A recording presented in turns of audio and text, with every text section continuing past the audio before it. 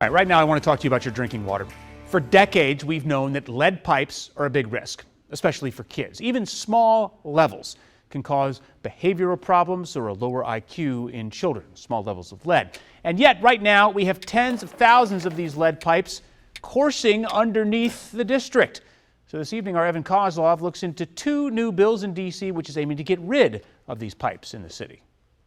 This interactive map right here shows the scope of the problem. First, look at all the green and blue dots. That's where there's good news. That's all the sites where it's confirmed or suspected that the pipes are not lead. But look at all these red or orange spots that you see all across the city. That's where we've got some trouble. That's where they know or suspect that there are lead pipes. All in all, an estimated 42,000 lead pipes in D.C. alone. And today, the D.C. Council discussed a pair of bills to try and remove these pipes completely by 2030. I look forward to hearing from the witnesses today. Council Chair of the Transportation Committee, Charles Allen. This is already long overdue. And Councilmember Janice Lewis-George taking public comment about a pair of bills to eliminate lead pipes in D.C.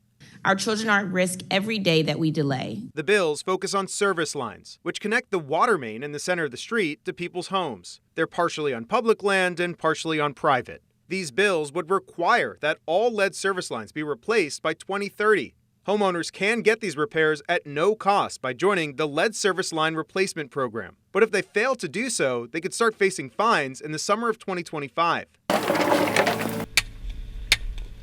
But of course, all of this takes money.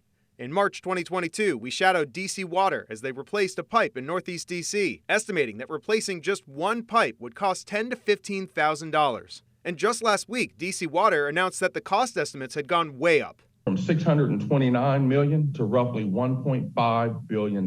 David Gaddis, the CEO and general manager of DC Water, testified that a big reason for the spike was that they discovered more lead pipes in the city. A funding commitment is urgently needed to ensure that the financial burden of the project is not directly passed to the customers through rate increases. And another part of this bill has to do with job creation. It calls for the training of 50 D.C. residents per training cycle in the process of service line replacements. That way they could create new jobs while getting rid of all of this dangerous lead. For WSA 9, I'm Evan Koslof.